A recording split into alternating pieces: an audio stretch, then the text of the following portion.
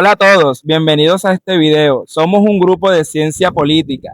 Hoy les vamos a presentar el trabajo que hicimos sobre un fragmento puntual de la política de Aristóteles, las páginas 201 a 214 en la edición de Gred.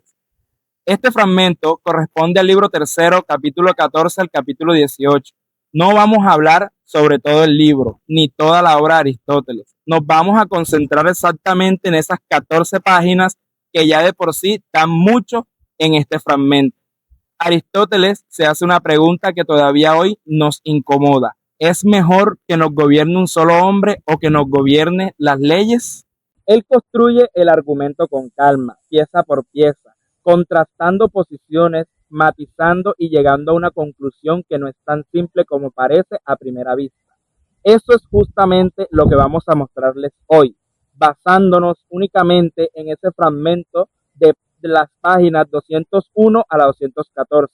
El video está dividido en 5 partes, una para cada integrante del grupo. Vale la pena aclarar también por qué elegimos justamente este fragmento y no otro, porque aquí Aristóteles no se queda en la teoría pura. Usa ejemplos históricos, comparaciones con la medicina, incluso cita de Homero para sostener su argumento en un texto denso, sí, pero también muy ilustrativo de su método. Comparar, matizar y solo después concluir. Así que sin más preámbulos, les paso la palabra a Cristian, que nos va a contar cómo empieza este debate. ¿Qué es mejor que gobierne? ¿La ley del año? ¡He dicho! ¡Caso cerrado! o una persona que sea la más capaz? Así lo vi, así lo conocí, así lo querí. Esta es una interrogante que Aristóteles ya planteaba desde hace más de 2000 años y que al día de hoy incluso sigue generando debate. A continuación lo veremos y lo explicaremos. Lo primero que hace es aclarar en este fragmento que pueden parecer dos cosas, monarquía, que pueden parecer lo mismo, pero que no es lo mismo y hay que saberlas diferenciar. Aquí aparece el general vitalicio, que es un cargo militar, como el de Firmes por la Patria. Y también este sistema de gobierno o algo así, el general vitalicio, puede aparecer en distintos tipos de regímenes, de tipos de gobierno, como por ejemplo la democracia o aristocracia, entre varias formas de gobierno. Pero esto no hace que estos regímenes los conviertan en una monarquía. Por otro lado está la monarquía, que es este sistema de gobierno que quiere analizar Aristóteles, que se basa donde una sola persona tiene total poder. Una vez hecha esta distinción, presenta el argumento más fuerte de quienes defienden que gobierne solamente un hombre.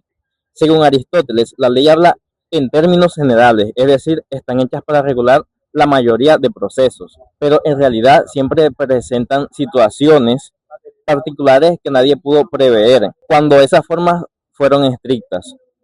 Para explicar esto, Aristóteles usa un ejemplo que se basa que en el antiguo Egipto los médicos no podían cambiar un tratamiento a una persona enferma antes de 4 días, lo que podía dificultar que la persona o que se tomaran en muchos casos medidas que necesitaban de suma urgencia y en muchos casos no se podía salvar la vida del paciente debido a la norma que existía. ¿Qué nos enseña esto? Que muchas veces la regla, aunque bien diseñada que esté, no se puede tomar en casos totalmente excepcionales como el que acabamos de ver. Esto me hace acordar algo que decía el profe de el santanderismo. En esta parte del texto, Aristóteles explica por qué considera que es mejor que gobierne la ley y no una sola persona. Primero, él hace una diferencia entre la monarquía conforme a la ley y la monarquía absoluta, explicando que la primera tiene límites y puede existir en distintos tipos de gobierno, mientras que la segunda permite que la ley gobierne según su propia voluntad. Aristóteles critica la monarquía absoluta porque piensa que si los ciudadanos son iguales por naturaleza, no es justo que una sola persona tenga todo el poder. Entonces afirma que es mejor que gobierne la ley, ya que la ley es la razón y no se deja llevar por intereses o emociones. De ahí surge su famosa frase, la ley es razón sin deseo. Para defender esta idea utiliza dos ejemplos. Primero es el del banquete, donde dice que cuando muchas personas aportan un plato, el resultado es mejor que si una sola persona prepara toda la comida. De la misma manera, un gobierno donde participan muchas personas suele tomar mejores decisiones porque reúne diferentes conocimientos y opiniones. Además, señala que un grupo grande es más difícil de corromper que una sola persona. El segundo ejemplo es el de la medicina. Explica que incluso los médicos buscan la opinión de otros médicos cuando de ellos mismos se enferman, porque nadie debe juzgar su propio caso. Lo mismo ocurre con los gobernantes. Si una sola persona tiene todo el poder, no habrá nadie que controle sus decisiones. En conclusión, Aristóteles defiende que el poder debe estar guiado por la ley y por la participación de los ciudadanos, ya que esto hace que el gobierno sea pues más justo, equilibrado y difícil de corromper. Gracias, Sara, por ese gran aporte. Ahora, para cerrar con el resumen, entre la página 211 y 214, Aristóteles agrega un matiz que redondea todo lo anterior. Él dice que todos los pueblos no son iguales por naturaleza. Hay pueblos naturalmente inclinados a un gobierno monárquico, otros a un gobierno más aristocrático y otros incluso a un gobierno más republicano. Todo esto depende de sus cualidades. Está dispuesto a la monarquía el pueblo que, de modo natural, produce una familia que sobresale por sus cualidades para la dirección política. Está hecho para la aristocracia el pueblo capaz de producir una multitud de ciudadanos capaces de ser gobernados como hombres libres. Y es un pueblo republicano aquel en el que se produce naturalmente una multitud capaz tanto de obtener como de mandar, conforme a la ley. Bueno, y aquí viene una gran excepción, que es la más importante de todo el fragmento. Cuando una familia o un solo individuo sobresale de forma extraordinaria en virtud por encima de todos los demás, ahí sí es justo que esa familia sea real y ese individuo gobierne como rey. Con esto Aristóteles deja planteada la siguiente pregunta de su tratado. ¿Cómo se educa a ese tipo de ciudadano? Pues es un tema de desarrollo más adelante. Ahora, ya con el resumen completo de las páginas 201 al 214, pues encontramos el análisis que hicimos como grupo. Pues la primera pregunta que nos planteamos fue, ¿qué dice el texto? La tesis central es que el gobierno de la ley es preferible al de un solo hombre. En casi todos los casos, porque la ley no siente pasión y el ser humano sí.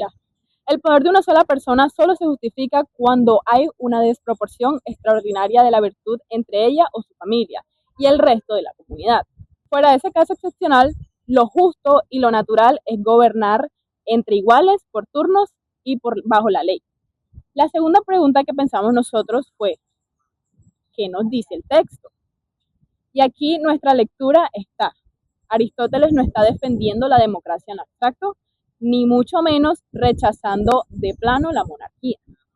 Está construyendo un criterio mucho más grande de proporcionalidad. La pregunta no es si la ley o el rey, como un dilema general y cerrado. La pregunta real es si existe o no una diferencia de la virtud tan grande que justifique romper la igualdad política.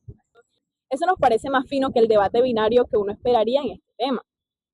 Bueno, porque Aristóteles tampoco idealiza la multitud.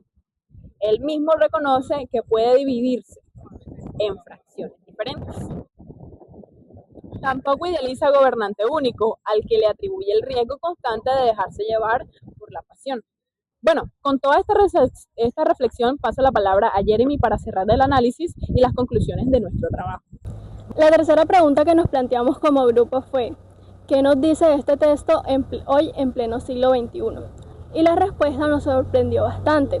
Lo que más nos llamó la atención fue esa desconfianza que tiene Aristóteles frente al poder concentrado en una sola persona. Para él, la ley debe ser una razón sin deseo, o sea que las decisiones no deberían depender de los intereses o emociones de los individuos, sino de las reglas que aplican para todos de igual manera. Si lo pensamos bien, esa idea es uno de los antecedentes de lo que hoy conocemos como la separación de poderes. Y en esa misma desconfianza institucional hacia el poder concentrado en una sola persona, sin importar qué tan virtuosa ésta se presente frente a la opinión pública. Después nos hicimos una cuarta pregunta. ¿Cómo se relaciona este texto con los problemas que vivimos actualmente? Y aquí encontramos una conexión muy clara. Hoy seguimos viendo liderazgos personalistas y movimientos políticos que presentan a un gobernante como la solución a todos los problemas del Estado. Y muchas veces se crea la idea de que existe una persona excepcional capaz de resolver por sí solo lo que estas instituciones no logran resolver. Y es que, sin embargo, pues Aristóteles respondería que eso solo sería aceptable si existiera una diferencia extraordinaria y comparable entre esa persona y el resto de la sociedad. Y precisamente ahí está el problema. En una democracia moderna es muy difícil demostrar algo así sin creer en el culto a la personalidad. Y por eso este texto nos invita a reflexionar sobre la importancia del Estado de Derecho. Cuando un gobernante concentra todas esas funciones que deberían estar repartidas entre todos los poderes, como el legislativo, el ejecutivo y el judicial. Y bueno, con todo este análisis llegamos a unas conclusiones. Primero, es que Aristóteles no rechaza completamente la monarquía, simplemente considera que solo podría justificarse en circunstancias realmente excepcionales, y es algo casi imposible de encontrar en una sociedad de iguales. Segundo, su argumento no es moral, sino institucional, porque actúa con mayor imparcialidad. Y es que las personas no son malas por naturaleza. Y bueno, finalmente concluimos que este fragmento del libro tercero sigue siendo muy vigente. Nos recuerdan que las instituciones deben estar por encima de las personas y que el verdadero poder debe ejercerse conforme a la ley. Y bueno, antes de terminar, queremos dejar una última reflexión. Y es que Aristóteles escribió esto hace más de 2300 años quizás, pensando en ciudades griegas muchísimo más pequeñas que cualquier ciudad hoy en día. Sin embargo, la pregunta sigue siendo exactamente la misma. ¿Confiamos más en instituciones fuertes o en una persona que promete resolverlo todo? Y esto no solo le responde un filósofo antiguo, sino que también lo respondemos nosotros como ciudadanos cada vez que salimos a votar, cada vez que hablamos, discutimos, debatimos sobre una reforma e incluso cuando digamos que analizamos a esa persona que nos va a ejercer. Y esto sería todo por hoy. Muchas gracias y nos vemos la próxima. Bye.